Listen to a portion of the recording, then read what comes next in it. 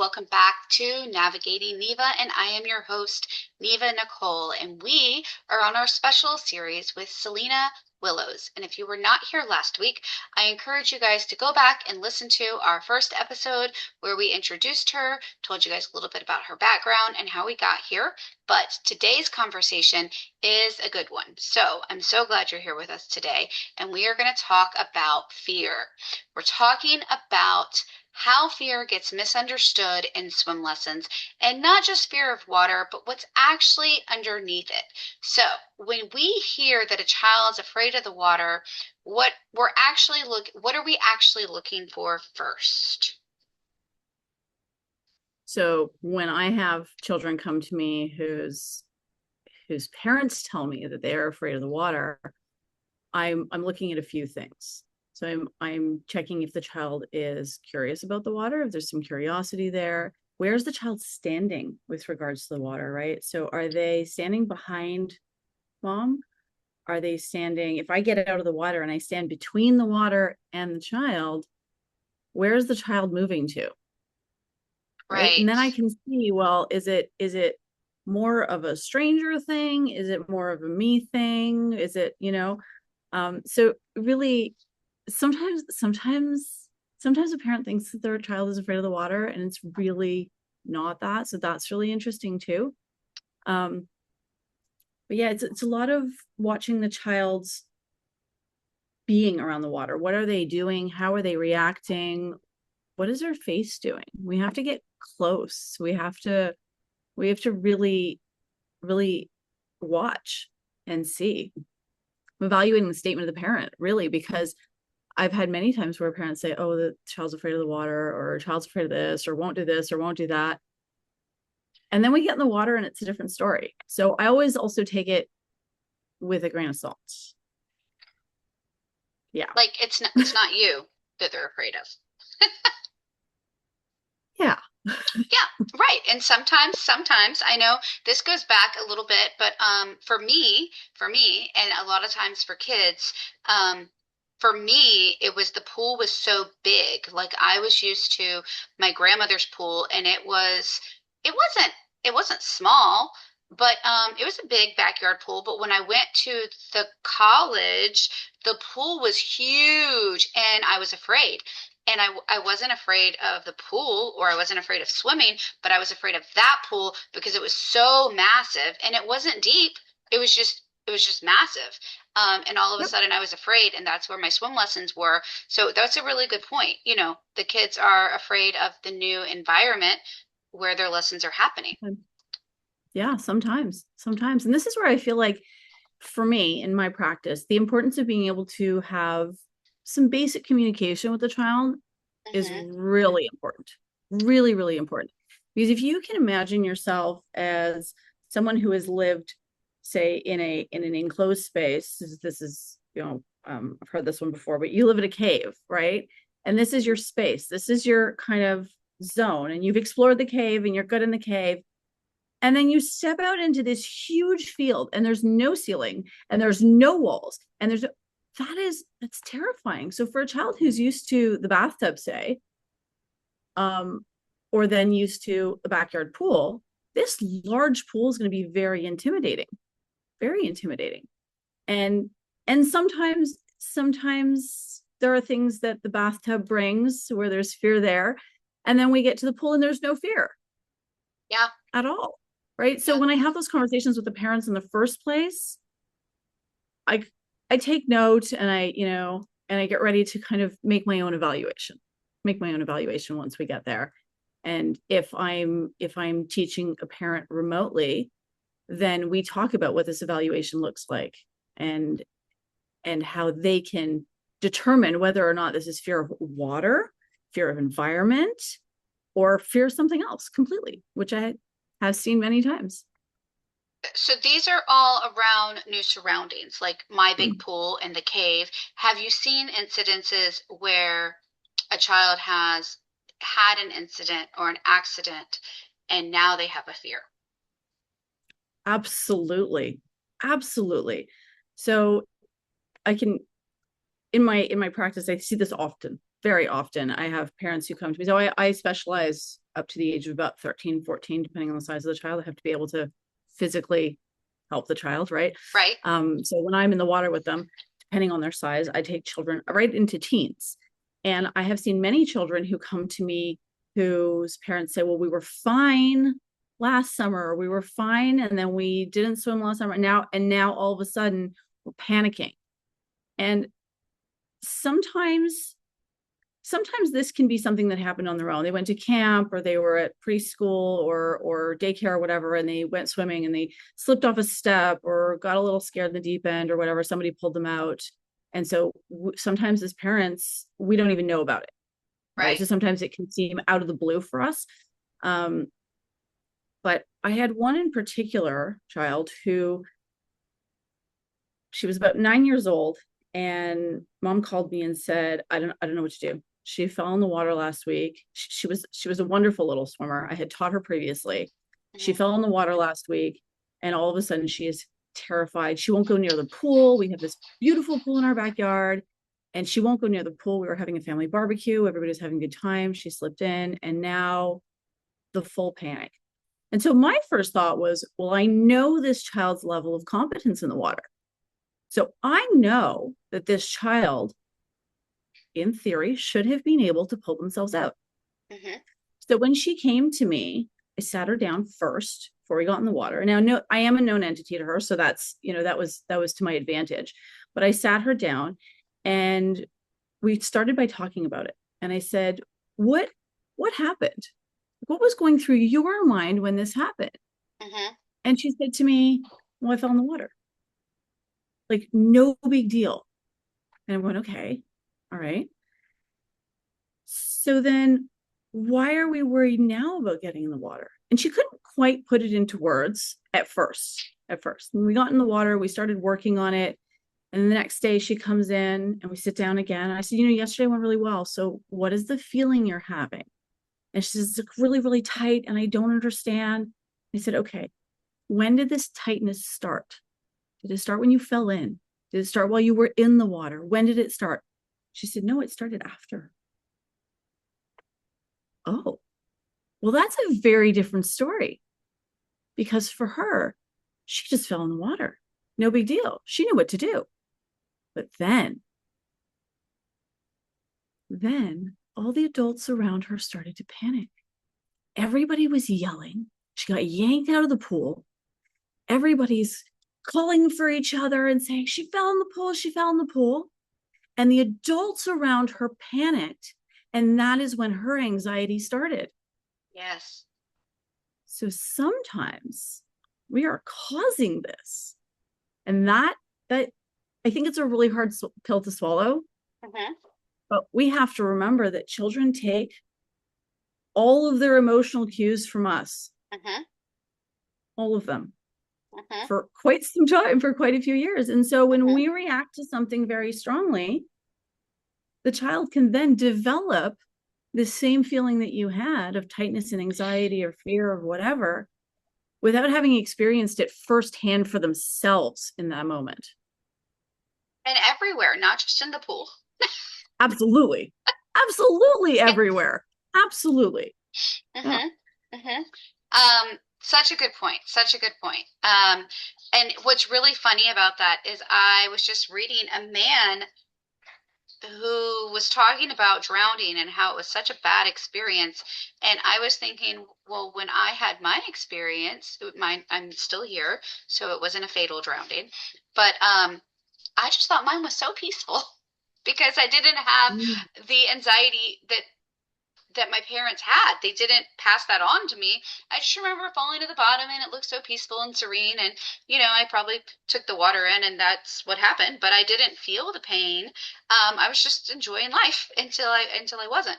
But I didn't marry the anxiety of others with that feeling, where I think that person's experience took on, well, they were older than me, so I think they just took on what the fear of everybody else was with that.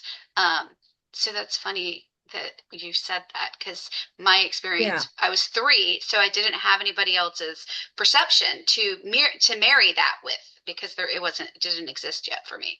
So Yeah.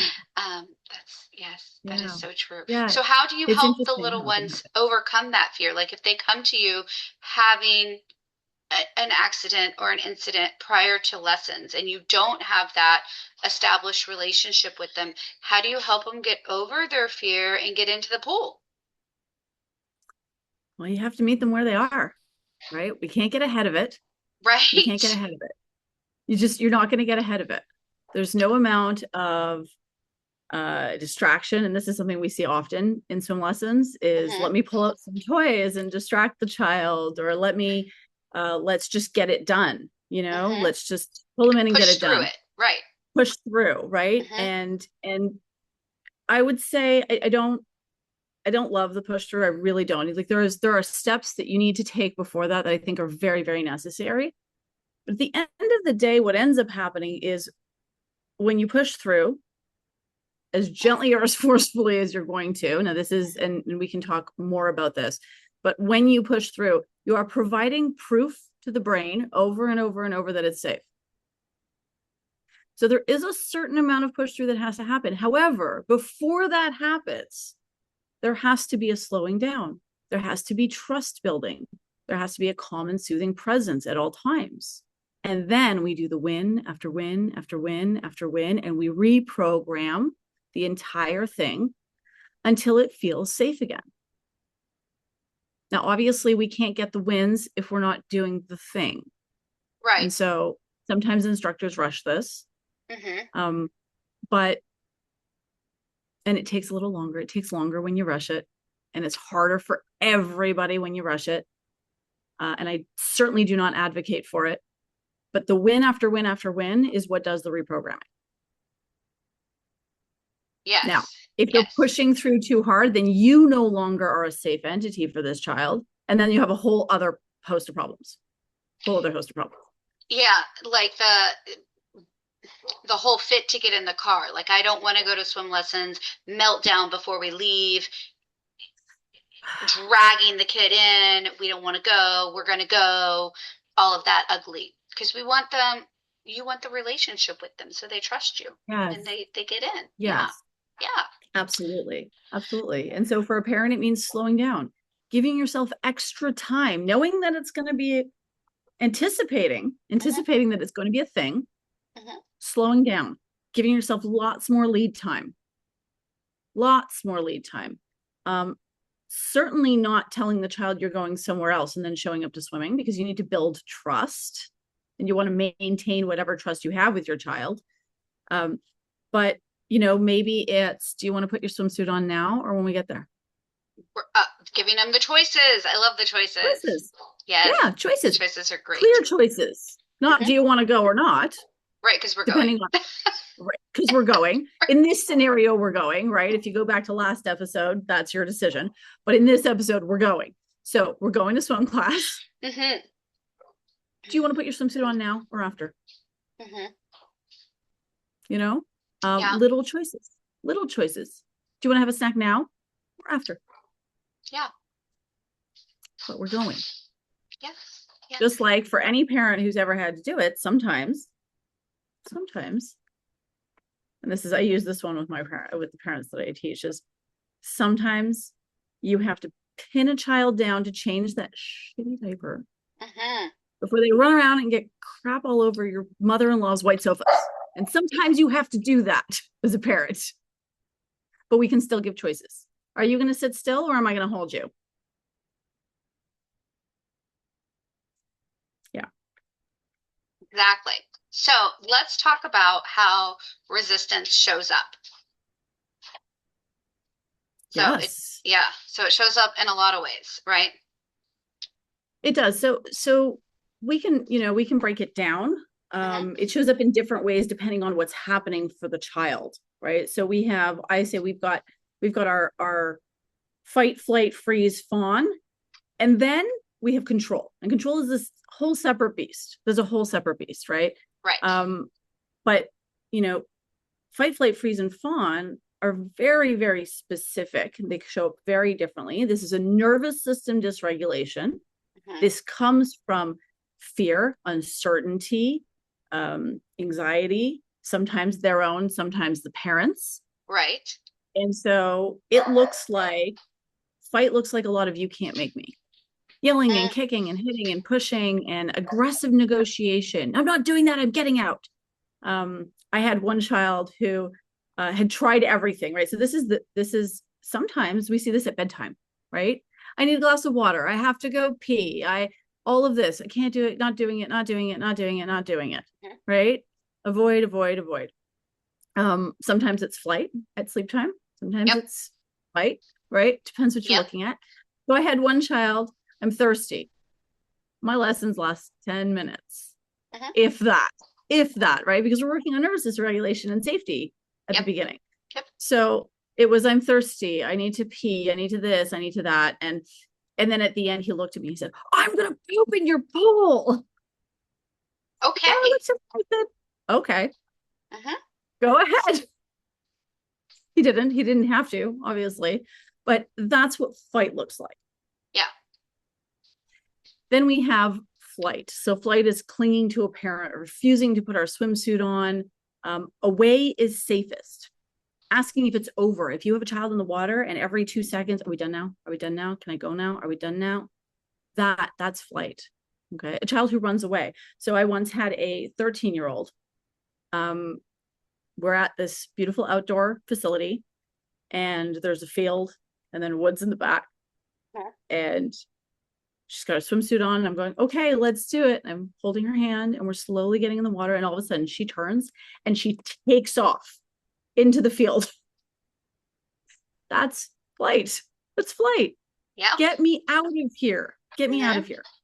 Okay. Freeze. And this one is often misunderstood. And I see this a lot. You've got, your line of kids sitting on the edge of the pool, and you've Yes. got one that is immobile, non-responsive to their name, zoned out, avoiding eye contact. Mhm. Parents sometimes think that this is shyness. I'm not saying it's never shyness, but sometimes we think, oh, they're just shy. It's not always that. It's not always that, right? A Right. shy child may make eye contact timidly. That's not the same thing. Freeze response is nothing, do nothing. That is your safest thing, is to do nothing. Nothing. Right. So the child won't look at you, they don't respond to their name, Mhm. they're completely frozen, Mhm. immobile. Okay. And we have to remember as instructors, as parents, that that's not necessarily shyness. We can't override that. You just push through that, right? You need to have those building blocks in order to have long-term success. Then we have fawn, and fawn is constantly mistaken. If you are happy, that means I'm safe. So saying yes to everything, Right. saying yes to everything. Okay, we're going underwater now. Okay.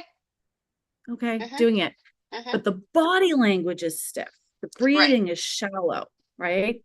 These children sometimes will ask for validation and confirmation. Did I do it right? Was that okay? Is that how we do it? And they Mhm. go along with everything and it looks like good behavior. It looks like, oh, look, my child's complying. They're behaving. This is wonderful. But this is the most dangerous. This is the most dangerous one because they're overriding their own fear signals. They don't say no, they comply, and they pass their skill level. And then what this leads to is sudden panic mid skill, swallowing water unexpectedly because breathing is dysregulated, right? Yep. Mhm. Losing trust in themselves later on. They're doing the skill that we've tried to show them that they can do, but we've shown them in a dysregulated state. Yeah. So those win after Yes. win after win, eventually it can work, but this is the kind of thing that happens. Mhm. Is we have a child who looks like they can do it. They look competent in the water, but then they pop their head up for a breath, say, taking a little bit of water because their breathing's like, and they panic completely. And we know this as instructors and lifeguards and whatever, that a child who panics in the water, it's like that's it, right? The Mhm. second that panic hits for anybody in the water, that's it. So this is the most dangerous, and it's a tough one because it does really look like A my good child's student. behavior. Yeah. Yeah, they look like a good student, Mhm. well Yep. behaved and complying and doing the things that they're asked to do. Yeah. And for And people it's really, listening that do like group lessons, if you put all of these kids like on the edge of the pool, this one looks like your star student. You're like, oh, this one's great because this yeah, one's not fighting and this one's not running and this one's, but yes, yeah, this is why the yeah, one-on-ones are great. yes. And I think, you know, even in a group lesson, it can be done. It just needs, you need to take a moment with each child and evaluate their breathing, evaluate Mm-hmm. their eye contact, evaluate, you know, and for the parents too. When you show Right, up to class with your child, give them a nice big calm hug from a calm place. right. We'll talk about that. From a calm place, give them a nice big calm hug and see, what are Mm-hmm. they saying? What are they doing? How does their body feel? Are they leaning into? We all know what it feels like when a child drapes themselves over us and they're calm and comfortable in our arms. We Is that how do. your child feels right now? Is Right. that how your child feels right now? Is their breathing calm? Is it relaxed? Is their body relaxed? Right? And that's super important going into these lessons. Yes. Okay. And you've got Yeah, one more. You have I control. do. Control. So control's a little bit different. It's typically not a fear response. This is we see this a lot in children who are they're regulating themselves, which is wonderful. It's wonderful. They're doing this self-regulation thing, Right. but they're they're testing autonomy. They're not testing safety. They're Right. testing autonomy. So they want to pick what's going to happen. They want to do it themselves. Mm-hmm. They say, no, not like that, like this, right? They're picking and choosing. Um, and they want to be in control of the situation. And this is not about safety for them. This is about autonomy. Yes. And sometimes what we see, or what I see a lot, and in my online practice, the parents that I work with, they kind of realize, oh, I don't say no very often. So all of a sudden you're trying to do this thing with them and they're not used to hearing, no, this is what we're doing now. Right. And they want control and they don't have it. And so there's a little bit of a power struggle that happens, right? Mm-hmm. Um, and this is good. This is healthy. This is healthy. And so in this case, those structured choices are so important. So important. We are swimming. We are doing this. Yep. It's now, not Mm-hmm. later. Mm-hmm. Now's the time. Do you want to do this first or that first? Do you want my hand here or here? Right? Do I stand here or do I back up? And we can give those structured choices because it's not about safety for the child. First, you have to recognize it. So, You have to know what you're. as an instructor, my question for you is, do you see this control a lot with a firstborn child or a secondborn child, or does it not really matter? Huh. Let me think for a second. I can't say that I've paid that much attention, that close Okay. attention to that. Okay. I can tell you, I can tell you that with my own children, Uh-huh. that was a second born thing. Okay. I Because do it. I know Mama, I this do. happened with two children that I think of immediately when you describe this. And one was a firstborn and one was an only born at that time. But I Hmm. really think it was more the family dynamics than the birth Yes, order. And yes, sometimes we see stuff a lot, and it's definitely a second child thing, and it is birth order. But other times it's not birth order, and it's more family dynamics and how they're raised.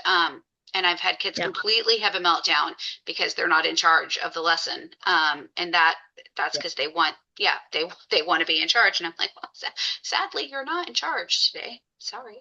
So where I see this show up and where I can say that I've noted it showing up most often, and this is sometimes a little bit hard to swallow as a parent, Yeah. but there is someone in the household that is catering to this child's every whim. Mm-hmm. We're folding.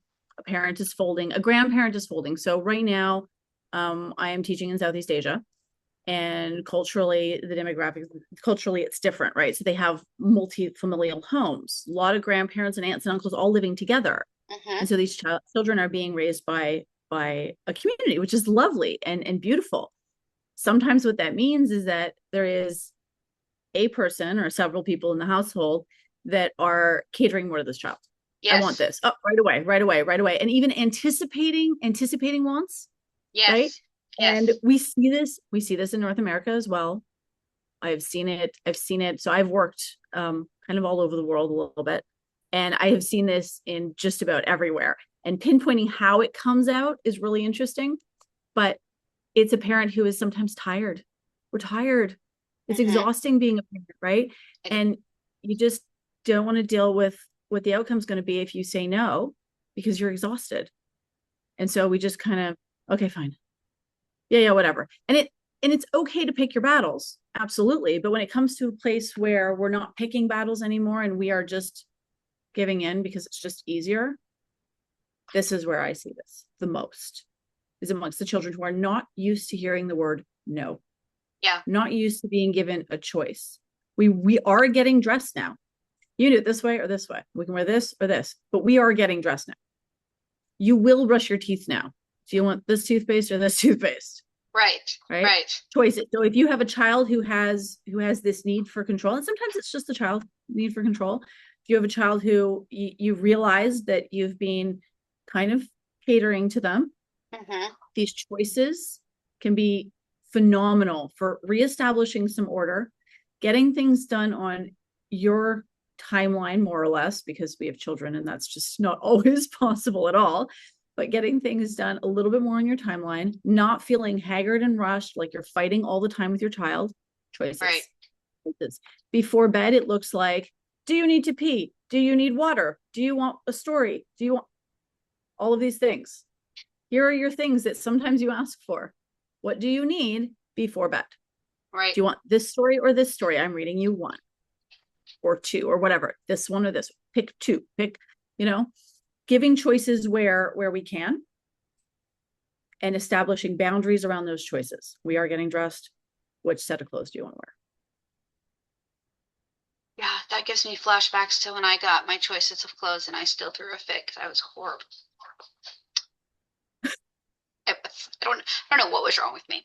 But I digress. I digress. Why is this important for instructors to recognize what they're seeing? And just to recap, we have flight, flight, freeze, fawn, and control. Why do we need to know this? We need to know this because depending on what's in front of you, how you manage it is going to be different. How you approach it is going to be different. And for parents too, how you approach this before the lesson as you're leaving the house is going to be different, especially if it's control versus dysregulation. Right? Yes. Not something we need to know, because if a child is just vying for control, they feel safe. It's okay. They're having this internal struggle about autonomy, and that's okay, right? We talk about openly the Yeah. terrible too. Yeah, that's autonomy, right? Children Right. are trying to become a little more autonomous around the age of 2, right? That's what we want. Tumultuous 3. Yeah. That's what we want. But This is it. yes. Eventually, this is really what we want for them. And so recognizing control over dysregulation is super important for parents and super important for instructors, because how we manage it should be different. And depending on what kind of dysregulation you see, how you manage it is going to be different. Huh. Yeah. So we're going to move on to, I think this is where people get confused. We're going to talk about trauma informed. I don't think people get confused there. I think where they get confused is how you meet the child. I think this is where everybody's really, really confused. What does that mean? Teaching the Right, child that's in front of you, meeting the child that is there, that showed up, right? right. So sometimes a child wakes up in the morning and they're in a fantastic mood, everything's great, and you have a great day. Sometimes We a can child only wakes up and hope. they're in a mood, Right, right? right. Sometimes a child wakes up and they're in a mood, and in 15 minutes, that mood could change. Mm-hmm. So when you are taking your child to swimming, when you are in the water with a child teaching, the child that shows up in front of you, that's the child you need to teach. Forget about what you saw last time. Forget about what they were like 15 minutes ago. That child right there in front of you on a minute-to-minute basis, on a second-to-second basis, that's the child you're teaching. So that means pivoting. It means a whole lot of pivoting, right? A whole lot of being on your toes and being ready. What's next? What are we doing now? How are we reacting to this? How did that go? We did a skill and now what? We went underwater, right? We got to watch. So really truly meeting that child where they are means reading them all the time, reflecting, sometimes with the child, sometimes on your own, on where we are. Okay, so we read, we reflect, we regulate, get back to baseline, Mhm. and then we empower the child. And we do this over and over and over and over and over and over and over and over and over. And when I teach it to my parents who are teaching their own children to swim, I have this beautiful communication cycle that we do. It's laid out a little differently for ease, but it's, it's about establishing the boundary. What are we going to do? Reading the situation, reassuring and communicating, and then re-regulating, some deep breaths and whatever, and then empowering them. And then we do it, and we do it again and again and again and again and again. And I have key phrases that we use that I have nailed and locked down over the last 30 years that work really well for this. But it really truly does mean exactly that, meeting the child where they're at. And in every moment, evaluating where they're at. You make that sound so easy, but you make it sound so easy, but I feel like if I tell people this in a job interview, they're gonna be like, "Oh no, absolutely not. I'm not teaching swimming lessons anymore. That's not easy because it's not. I mean, not everybody can pivot immediately. Like people want you to hand them this menu, they want to follow that lesson plan, and that's it. They can't just pivot. I mean, and that's a great word for it. You're gonna do a skill and then see how did that go, and you're gonna do a skill and you're gonna see how that went." Because we're in an environment that people aren't used to, and they may or may not have fear, and the pool may or may not be a safe or unfamiliar place, and you're going to try a skill, and we need to see how that is taken, and you have to pivot right away. That was just a really good explanation. Yeah. So what I would say to that is that it starts with being able to read and regulate yourself. It really does. Yes. And it begins with maintaining for yourself a calm and collected inside and out. So looking and acting like you've got it together, right? This child is upset and they don't want to do it, and you're getting frustrated, and you're seething inside, and you're like, I just cannot. Right. That right there, you've lost it. Yes. You cannot pivot from that place because you cannot reflect, and you cannot help anybody else regulate themselves if you are not in a place in a regulated state. So it starts with yourself. And I would say for parents who are starting this kind of work, don't start it necessarily at home with your child. Start it in other areas. You had a tough phone call. Now what? Take a moment and recenter before you go to your child. Yes. Before you engage with your spouse. Before you, right? Because when we engage from a dysregulated place, that's when we cause chaos all over the place. It just keeps going. We're just making a mess. Right. We're just making. So it starts with regulating yourself. And once you can regulate yourself, and it looks like a lot of deep breathing. Honestly, when I am breathing with the children, yes, I am breathing for me too. Yes. Sometimes I say to the child, we're going to take 3 deep breaths, and it's not for them. It's for me because I need it too. Like, that's honest, right? I mean, we can't, nobody walks out into the world and is always zen all the time. It may look that way when I'm in the water, but I have moments where I'm like, cannot, and I have to take a moment for myself. And so, I will, we're going to take 3 deep breaths. And sometimes it's for both of us. Sometimes it's for, most of the time it's for both of us, not just me, because if the child is regulated, it's easy to be regulated, right? But it has to start with us. It has to start with the adult in the room. That is part of being an adult, is learning to regulate yourself and re-regulate when you need to, so that you can come in calm, collected, and in control of your faculties. I love that. I make me and my adults start ours with three breaths just because I ran there, rushed there, got in the pool, and I'm like, we just need to get grounded. But I don't know where they Yeah. came from, how they got there. So we just, to get in the game right here where we are, we do that. So we do our three grounding breaths to start our lessons. So, Yeah. um, how do you start to build trust? So once we're self-regulating and we're ready to go and we've grasped that, now how are you building trust? So have you ever noticed that I'm going to use an example here. When you walk into a place that is new to you and there are expectations of you. So say you're in a new workplace, Hmm. you walk in for your first day of work, and there are expectations of you, and you don't really know how things work. You don't really know who your colleagues are. You don't Hmm. really know how everybody operates. We need familiarity. And for familiarity to be there, we need boundaries and rules. It is a lot easier for you to go and relax on your lunch break when you know you have this much time from this time to this time. It is a lot easier to walk into your boss's office and ask a question when you know that if the door is open, it means come on in. If the door is closed, don't knock, don't bother me, Hmm. or please knock, or whatever. When you know the rules and you know what people's boundaries are in that environment, it is a lot easier to feel safe. And you trust that when you go to your boss's office and his door is open and he has indicated to you that when his door is open to please come on in, that you can do that without him getting upset, right? You Right. feel safe.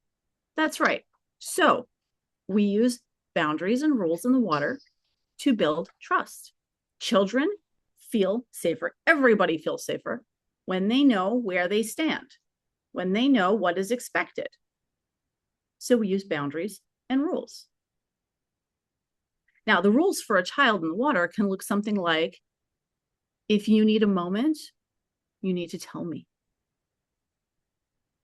Say, Coach Yes. Selena, I need 3 breaths right now. And then we will take our 3 breaths. But then we are doing the skill. Right. We've taken our 3 breaths and then the skill, right? So Hmm. rules and boundaries. You may ask, and then the boundary is, and the rule is, after that, we do it. So don't ask for another 3 breaths. Don't this, don't whine at me, don't whatever. I have rules like once I start counting, it's happening. Get ready. I love If that you rule. interrupt me mid count, it's not going to do anything. You had to say something before.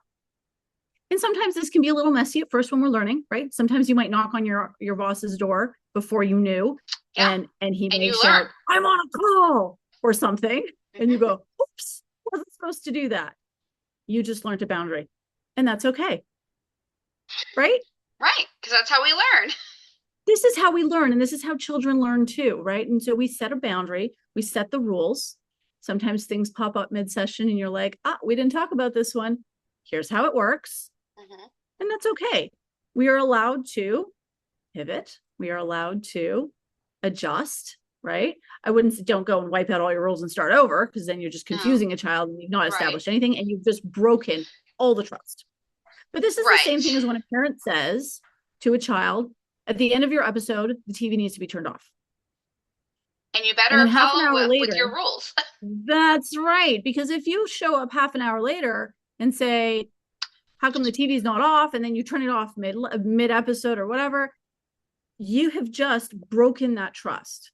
The rule was in place, the boundary was in place. Now, depending on the age of the child, whether they comply on their own or you help them comply is a whole different story, and that comes into parenting and age appropriateness, and that's not my field. But if you don't follow through with that rule, then you know what you end up with? Later on, you end up with teenagers who do whatever they want, Hmm. and they don't listen to you. And it doesn't matter what you say, because your word doesn't mean anything. Because when you said 5 more minutes and then you gave them 45 before you followed up, well, you just broke all the trust you had. And this is super important. Super, super important. And this brings us back to the control issue, right? It does. Children It does. who want control, that are not trying to vie for autonomy based on a milestone, but based on not hearing the word no, not having boundaries and rules at home. Yeah. Yeah, I mean, I know we're not done yet, and I know you said this is on fear, but so far this really feels like a swim lesson playbook. So Ah, that's what it sounds like. because all of that, because all of those things show up in just about every lesson, Yes. right? We are Yeah. always, for the most people, and I would say children always, shouldn't say always. Always usually is followed by a lot. Often, I retract that. Often, when we are in a new environment with new people, there is a certain level of discomfort, of dysregulation about where you stand. You come into Yeah. a new social situation with new friends. You don't know what you can share. You don't know what you can't. You don't know where these people stand in any kind of topic. You may say something that someone else completely disagrees with, and then you don't know how they're going to react to it, Yeah. right? Or So who when we you see can this, trust. exactly. So we see this in what I call the mommy wars. Yeah. To co-sleep or not to co-sleep, to cloth diaper or to disposable diaper, to Yeah. bottle feed to nurse. Or We see this plastic all bottles, glass bottles. It just goes on and on and on. all of it. It just goes on and on and on and on and on, right? And that's okay. Everybody's trying to do the best for their child, right? And we are all coming from a place of wanting to do the best for our child. But when you get into a new mommy group, it can be really uncomfortable. If you say, "Oh, we Mm-hmm. co-sleep," and then another parent turns around and says, "Well, you're going to You crush your child," right? right. You do that? How Everybody has, dare you do that? What is wrong with you? right, exactly. Or you nurse too long or not long enough, or Right. what, right? Right. So we need as social beings, we need this kind of structure of knowing where we stand before we feel comfortable Mm-hmm. and before we feel safe. And children need that too. They do, and they really like it. I've always found that they love the rules. They love rules. They like to know they They exist, behave and so then much better. It's easier. It's so they much feel easier. They know safe. where they stand. They know what they can do, what they can't do, Mm-hmm. and they feel safe because they know how you're going to react if they step it along versus if they're in line, right? That's right. And, Yep. and then they get to choose. And then they get to choose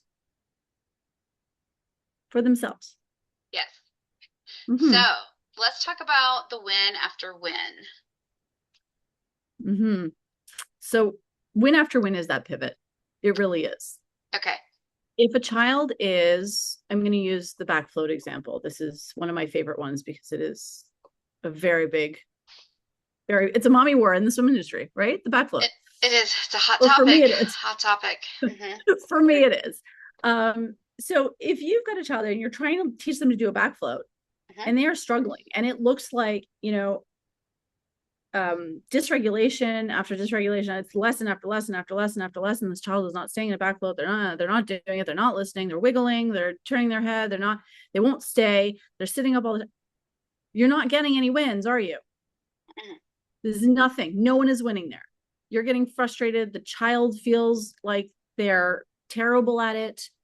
And on top of that, they're probably dysregulated. There are Mm-hmm. no wins happening there at all. So what do? We change it. We do something else where the child can have a win and feel some success. Now, sometimes all that looks like is, oh, we were able to regulate ourselves in the water and now we feel better. That's a win. That is a big win. Now, I'm not talking about the child's no longer crying because we can do that in all kinds of other ways, Right. but truly regulated.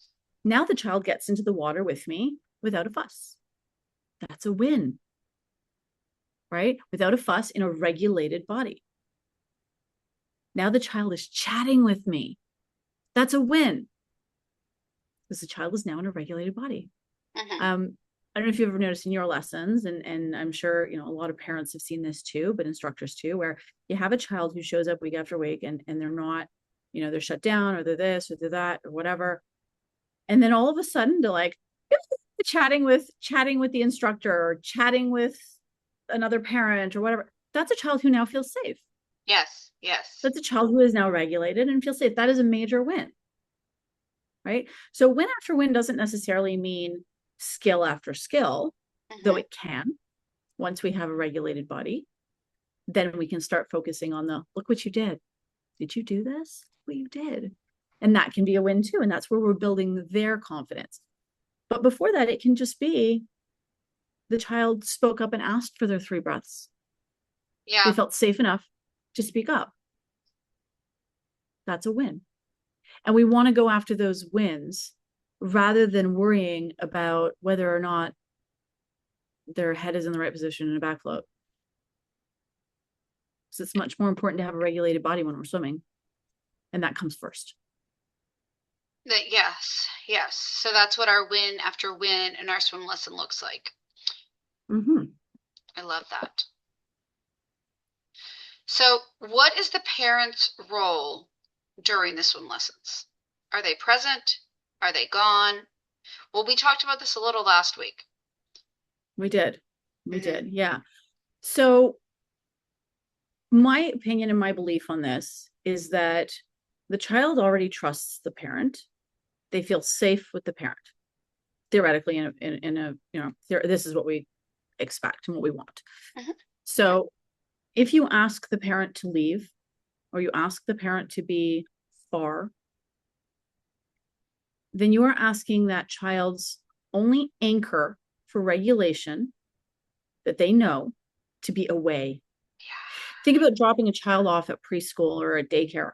They're crying, they don't want to stay, right?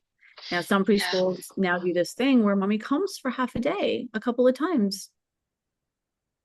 And so there's some co-regulation that can happen, Mm-hmm. right? A little bit of go play and come back to safety and go play and come back to safety. Mm-hmm. And we want that for the child. Now, in the water, what that looks like is I can look at mommy and mommy's going to be smiling Mm-hmm. and mommy can give me a thumbs up. Mm-hmm. Mommy is not actively drawing attention. You can do it. No, shh, quiet. Right? Let us do the work over here. No Right. sideline coaching, no Mm-hmm. encouraging from over there. Mm-hmm. But if the child looks to you for security, for safety, for their regulation, You're you're helping them smiling. self-regulate. Mm-hmm. That's right. You're smiling. You're showing them that everything is okay. You're showing them that you trust the situation, you trust the environment, you trust the instructor, and that will help the child then trust the environment, trust the instructor, trust the lesson. I love that. Do you coach the parent before they come to the lesson or at the lesson and earshot of the child? When are you making this exchange with the parent? Right. So in my online classes, the exchange is very much one parent is in the water, the other parent is smiling from the sidelines, or and I just give them the rules. Mm-hmm. In my in-water practice, it's an email. It's an Before, email that they have to, yeah. That and these are the terms and conditions of working mm-hmm. with me. And so years ago, when I first started sending out this email, I was on a podcast, a parenting podcast, and she said to me, "That email is really like, know your role, sit down, and be quiet." And I said, "Yeah, it's absolutely intended to be. Mm-hmm. Here are the rules of my facility. Mm-hmm. I am in charge. Mm-hmm. I am in charge, and this is what it looks like. You will come in, and once you've handed your child over, your job is to sit and smile. Mm-hmm. I will let you know if I need you, just Yes. like the daycare will call if they need you. That's it." And so for me, it's an email, and they have to sign. It's a contract Yeah. that we make with the parents, and they know their role, they know their place. And I there are times where that rule might change, right? If we have a child who is really, really struggling with the parent being there Uh-huh. over several lessons, and we've seen that this is not working. It's very seldom that this happens, but it does from time to time happen. Then we will ask the parent to step out. But most often it's exactly what we need. And I have had to remind parents. I've had sometimes every once in a while I'll have to say, you've got it. when you draw his attention, I no longer have his attention, then we can't work. Yeah. We're delaying outcomes here, right?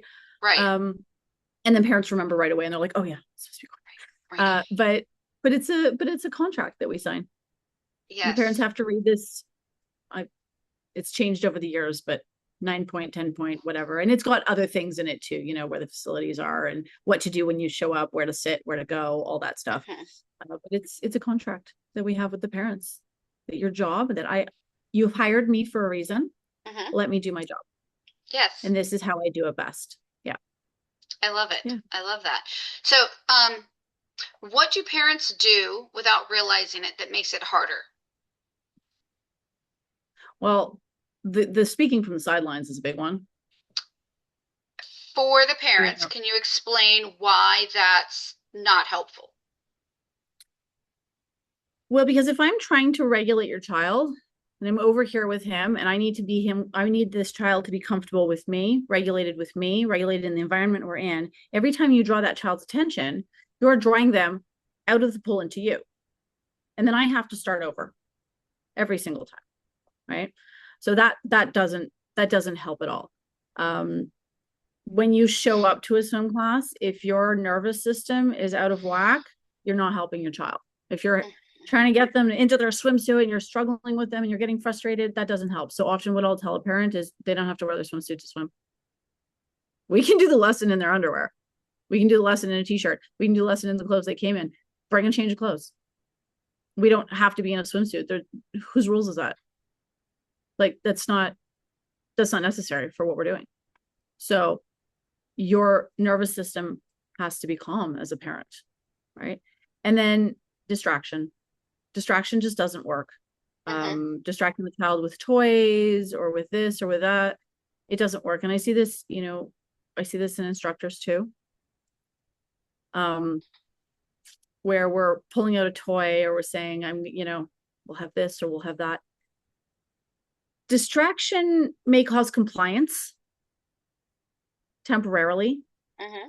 but it doesn't make the child feel any safer, which is why you end up with the same problem lesson after lesson after lesson after lesson. In the long run, you may have a child that's able to swim, but again, these are the ones who will panic really easily when things don't go as planned because they haven't learned to regulate.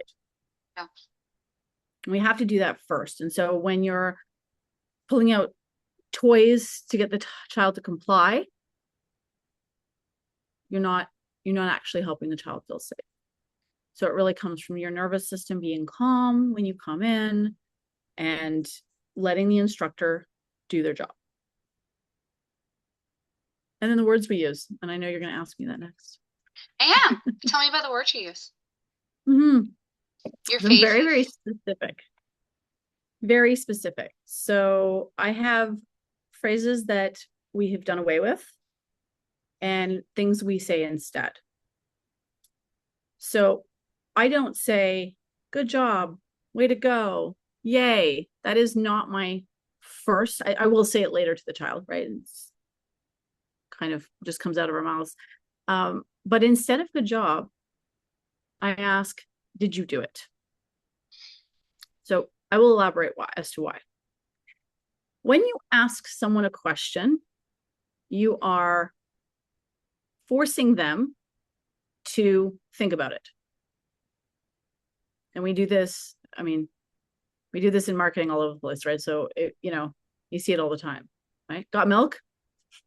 Do I have any milk? Right? You've thought about it. Right. Exactly, right? Maybe. So, did you do it? So, first, we're forcing the child to actually think about what just happened. The second part of this is that we are asking the child to evaluate what just happened, right? Did I do it? Oftentimes you'll have a child who will say, who will, will go underwater. I can tell you you're doing a good job all day long. If you do not believe it, it doesn't mean shit. It doesn't mean anything, right? Nicole, you're amazing. If you don't feel that you're amazing, Doesn't you're going matter. to brush it off. It's not going to mean anything. So if a child is upset that they just went underwater, we regulated, we did all the things, we went underwater regulated, but then we came back up and we're dysregulated again because we didn't like it. And if I say good job, that just doesn't mean anything to the child. But if I say, did you do it? Then they can kind of reflect, wait, did I? And often you'll get a child that says, no, I didn't, because they're dysregulated and they don't want to believe it. And that's okay. Sometimes I'll offer some proof, but your hair's wet. How did your hair get wet? Right. Um, but asking them, did you do it, kind of integrates it better into their brain. And so they can also feel that win when you feel it. Mm-hmm. And it builds on that win after win after win. We're forcing them to really, truly reflect and to establish that they have done it. And sometimes it takes a few lessons to get a positive response out of a child as to Mm-hmm. whether or not they did it. But this works at home too. I have parents who tell me they after taking our virtual, both programs actually, that they use the did you do it at home all the time. I can't put my shoes on by myself. Okay, well, we're leaving, so you're gonna need to do it. And then they come back and go, oh, did you do it? I still say it to my children. Now they roll their eyes. I have a 14 and 16-year-old, and I say, oh, right, because it's a lot of problems, right? I'm hungry. That sounds like a problem. Oh, it Yeah. looks like you got yourself something to eat. Did you manage to get yourself something to eat? And they'll go, oh. Mm-hmm. But this is a phrase that we can use everywhere, and it empowers the child. And then when they say, yes, I did, you can say, good job. Great job, honey. Then you use the good job. Then you use the good job, right? Then you say, I think you did a good job. But they have to know they did a good job first. They have to believe it first. Mm-hmm. So we say, did you do it? The second one is I don't tell children that they can do it. You've got this, you can do this. I don't say it's okay. We're not placating. We're not placating. If a child believes they can't do something, you're not going to convince them with your words. So instead, we say, I've got you. Let's do it together. Mm-hmm. This provides safety Mm-hmm. and a space where they can do it with a gentle place to fall if it doesn't work out. I've got you. We'll do it together. Instead of you can do it or it's okay. It's okay. It's fine. Just do it. It's fine. You'll see. It doesn't work. And then the last one is I don't ask children if they're okay in the water. In the water. I think that this phrase is in a lot of places it's necessary. It's great, right? Child falls, you say, you okay? Right? You want to establish are you okay, right? And they have to evaluate their body. Right. But in the water, I don't ask it, especially when the child is already dysregulated. If they come up and they're coughing and sputtering, because we're in a learning environment, I won't ask if they're okay. I will say, I'm here sometimes. I'm right here. I've got you. I'm right here. But I'll also ask them what happened. So what this does is it causes the brain to actually think about what led to this current state. So if they went underwater and they came back up and they're coughing and sputtering, they'll say, oh, what happened? You're coughing a little bit. What happened? Mm-hmm. And that will cause them to think about, wait, how did this happen that this time I'm coughing? And so they're going to do an evaluation. And sometimes this takes a few, right? We have to be in a regulated place to be able to do this, to be able to think. So sometimes it takes, a few times. And sometimes they'll say nothing. And you're like, okay, we're good. Nothing happened. We're moving on. Sometimes they'll say, I got water in my mouth. Okay. How did that happen? Mm-hmm. I don't, well, was your mouth open or closed? Right? Right. Were you trying to breathe under there? Mm-hmm. Did you drink my pool water? Yep. Right? That kind of thing. So what happened? Because then they can figure it out and adjust. Whereas if we just say, are you okay? Then they're going to evaluate whether or not they're okay, but they're not going to make an adjustment until they're older. Right? As we get older, we kind of go, wait, that sucked. How do I make sure I don't do this again? But those are things that come later, right? So at this young age, and I focus on about 30 months up. So I start at 2, but 2.5 up. And it's what happened. Let's evaluate the situation. So those are my do's and don'ts words. I love it. So You keep referring to the online program that you do with Yes, your parents. So, um, you do an online program with parents? I do. I do. So the way the way I teach learn to swim is a lot about capability.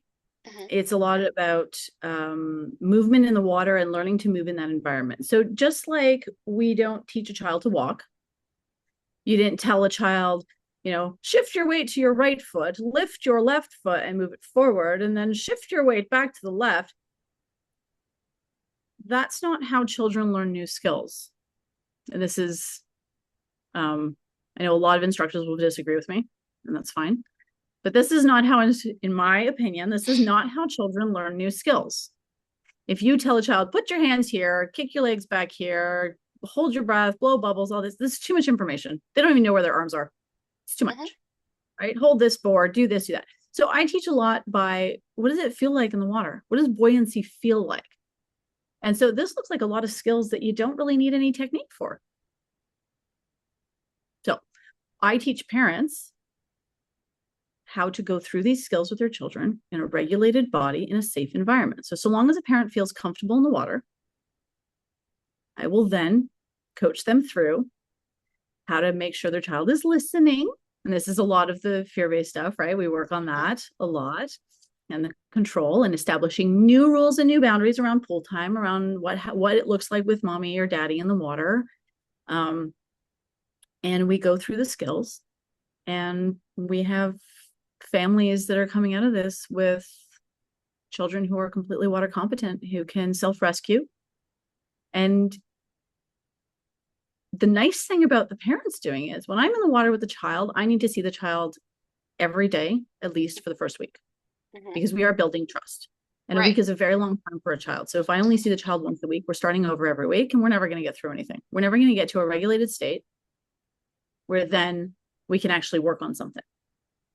So the nice thing about the parent-led program is that your child already trusts you.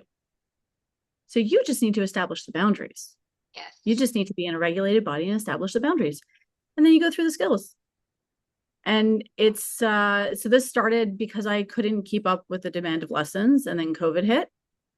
And my sister, who hates the water, she hates being in the water. She never liked it. Um, I was living in Los Angeles. She was in Montreal, and it was time. They had a backyard pool. It was time, and I talked her through it over the phone, and she did it. And she did it. And within 2 weeks, her little one was swimming. That is a So we do great it in under, story. yeah, yeah. And so I taught her, and she's not a swimmer. She was not a swim instructor. She was not right. And so that was kind of my turning point of like, wait, I can do this. And so I had over almost 200 people on my wait list in Los Angeles. Like I just couldn't keep up with the demand. And I had parents asking me, can you just tell me how to do it? Can you just tell me how to do it? And at first I was like, no, I can't. This is, you don't have the certifications for this. But then when I walked through it with my sister, I felt confident enough to do it because she was my sister, right? And if I made a mistake, or if something didn't work, we could pivot, and I knew she'd understand that. Um, I was then able to do it with other parents. And then I ended up on the phone all the time. So I was either in the water with clients or on the phone with clients, and I realized that I needed to do something different. Hmm. And then COVID hit, and so I put together this online program, and there's all the theory in it and a water safety portion for parents who are concerned about that part. I don't know what it looks like. I don't know what to look for. So we do the water safety and all the theory behind it. Hmm. And then you do some learning about the first few skills. You get in the water with your child and off you go. Ta-da! I love it. Yeah. Yeah. So we're going to meet again next week. So if they tune back in, what can our listeners hear? Oh, you know what? I don't have those notes in front of me. Me neither. I was hoping you did. Okay, hold on. What do I have? Let's see. Let's see. Oh, so what I do have for parents, or what I will have coming very, very soon, Hmm. is a guide. It's not up yet, and it will be. It will be. Nicole kind of took me by storm here on this podcast, and so I'm a little behind on some stuff, but that's okay. Coming will be a guide for parents to help them through all of these different dysregulated and resistant states. So that things that you can do at home and things you can do on the way. So that is coming. So if you follow me on Instagram or TikTok, that is coming. And then next week we are talking about it's in my other. Look how disorganized I look. Oh, this is awful. I know. We We're didn't write this actually, down. How do we write this down? I don't know. We're actually, so, I think, I closed it because I had that thing going in the background. Everybody's just going to have to bear with us for a moment. they are. I was going to tell Um, you, let me get to it first, but I found,